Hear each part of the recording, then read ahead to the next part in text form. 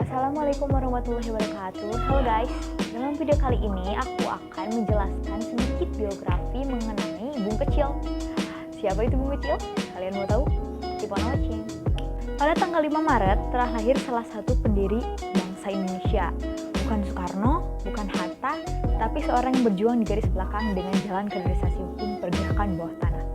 Dia jago banget berdiplomasi agar Indonesia mendapat pengakuan dari dunia internasional. Siapa itu? Beliau adalah seorang bertubuh kecil dengan peran yang sangat besar dalam mewujudkan momentum kemerdekaan Indonesia, bernama Sultan Syahrir, atau lebih akrab dipanggil dengan Bung Kecil. Sultan Syahrir lahir di Padang Panjang, Hindia Belanda pada tanggal 5 Maret 1909. Ia merupakan anak dari seorang jaksa lokal yang bernama Muhammad Rasad, gelar Maharaja Sultan, dan ibu bernama Putih Siti Rabiah. Syahrir memang berasal dari keluarga yang berada. Ayahnya menjabat sebagai penasihat Sultan Delhi dan juga kepala jaksa atau Landard pada masa pemerintahan kolonial Belanda.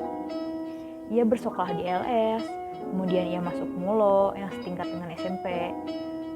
Tamat dari Mulo, pada tahun 1926 ia kemudian melanjutkan sekolahnya ke Bandung dan bersekolah di AMS, yang merupakan sekolah termahal dan terbaik di Bandung pada saat itu.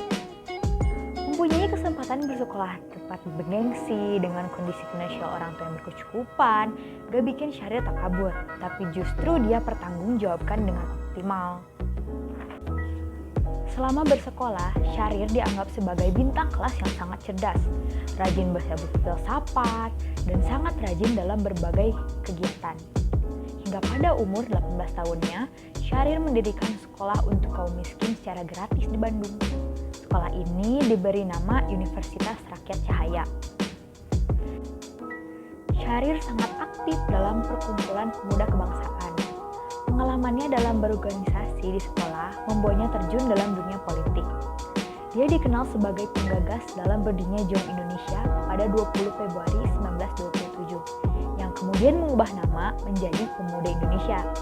Setelah itu, menjadi pergerakan dimulainya Kongres Pemuda dan melahirkan Sumpah Pemuda pada tanggal 28 Oktober 1928. Nah, setelah lulus dari studinya di IMS, tahun 1929, Syahrir melanjutkan kuliahnya ke Eropa, tepatnya di Fakultas Hukum Universitas van Amsterdam. Singkat cerita, ketika semasa kuliah, karena masalah keuangan keluarga, Syahrir harus pindah ke Universitas Leiden. Hidupannya sangat keras, berbagai ketidakadilan dia rasakan. Karena itulah yang membuat pemikirannya terarah pada gagasan sosialis demokratis untuk mengusung kesetaraan keadilan. Nah, karena itulah Syahrir bergabung Perhimpunan Indonesia dengan Hatta. Ketika pergerakan kemerdekaan Indonesia hampir padam sepenuhnya, Hatta dan Syahrir segera membentuk surat kabar yang dinamakan Daulat Rakyat untuk terus menyuarakan pemberontakan kepada Hindia Belanda.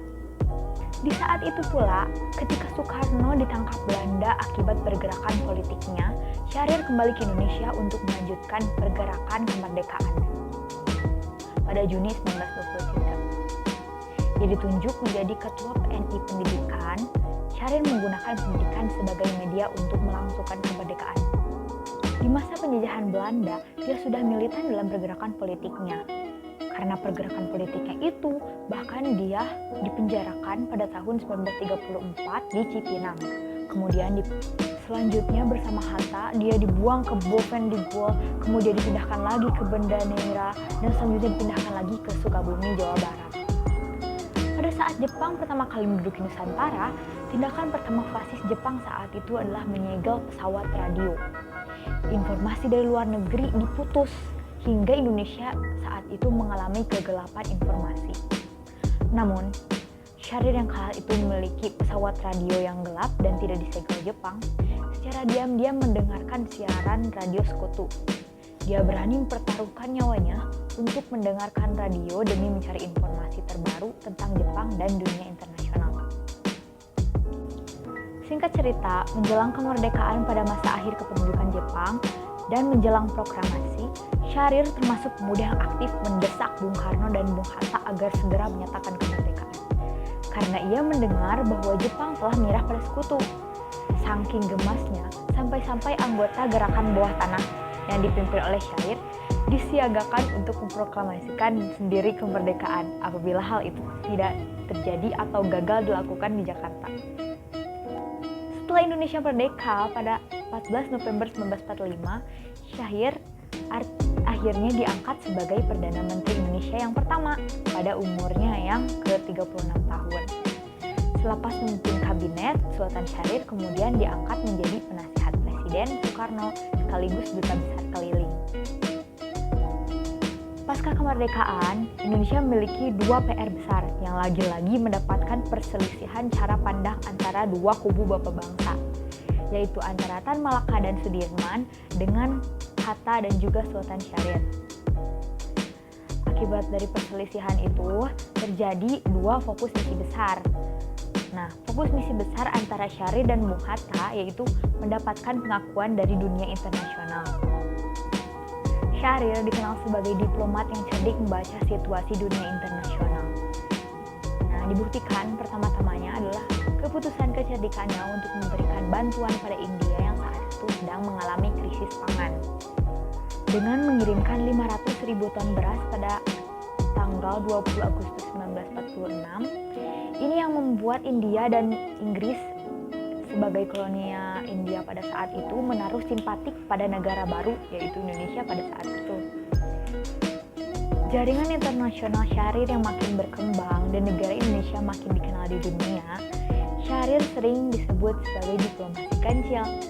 Setelah dari India, Syahrir melanjutkan diplomasinya ke Kairo, Suriah, Iran, Burma, dan Singapura untuk membangun hubungan baik dan meminta dukungan pengakuan dunia terhadap kemerdekaan negara Indonesia. Singkatnya, dalam mencapai kedaulatan Indonesia, Syahrir mengambil jalur diplomasi kancilnya dengan pihak Belanda. Menurut Syahrir, kedaulatan bisa dicapai secara bertahap, rapih, dan elegan tanpa harus dengan pertumpahan darah. Syahrir memperjuangkan Indonesia melalui perundingan Linggarjati pada November 1946. Hingga menuntut Belanda atas agresi militernya di PBB, dan ini yang membuat dunia semakin melek dan berpihak pada NKRI. Pada akhirnya, giliran Bung Hatta yang menjebol pertahanan terakhir Belanda dengan pukulan telak konversi meja bundar. Skakmat, Bung Hatta pulang ke tanah air dengan membawa kemenangan penuh karena bisa mendapatkan pengakuan kedaulatan baik dari Belanda maupun dunia internasional. Ternyata, karir diplomasi Syahrir sebagai PM tidak seharum itu di mata orang-orang di kelompok pejuang. Begitu pula dengan Bung Karno dan Amir Syarifuddin yang banyak berselisih pendapat tentang Syahrir. Karirnya yang terus merosot dan bahkan hampir hilang setelah kasus PRRI tahun 1958. Hubungan Syahrir dengan Presiden Soekarno memburuk sampai akhirnya PSI dibubarkan pada tahun 1960. Sampai pada 7 Januari 1962, terjadi percobaan pembunuhan terhadap Presiden Soekarno saat melewati Jalan Cendrawasih. Seseorang telah melemparkan granat itu meleset dan Presiden Soekarno selamat. Dalam peristiwa itu, Syahrir dituduh mendalangi kasus percobaan pembunuhan itu. Presiden Soekarno yang saat itu lagi menghadapi banyak pemberontakan dalam negeri agak gelap mata. Soekarno langsung menjadikan Syahrir sebagai tersangka tanpa proses pengadilan dan menempatkan Syahrir sebagai tahanan di Madiun lalu dipindahkan ke Kebayoran Baru, Jakarta. Syahrir ditangkap dan dipenjarakan tanpa diadili sampai menderita stroke. Lalu kemudian Syahrir diizinkan untuk berobat ke Swiss. Syahrir akhirnya meninggal di Swiss pada tanggal 9 April 1966. Nah, dari kisah perjuangan Sultan Syahrir tersebut, kita dapat mengambil hikmah ataupun nilai-nilai positif seperti toleransi, kreatif, mandiri, demokrasi, gemar membaca, tanggung jawab, dan komunikatif. Nah, sebagai generasi penerus bangsa, kita sepatutnya menanamkan sikap patriotisme dan berani mengorbankan jiwa agar tercapainya kemerdekaan.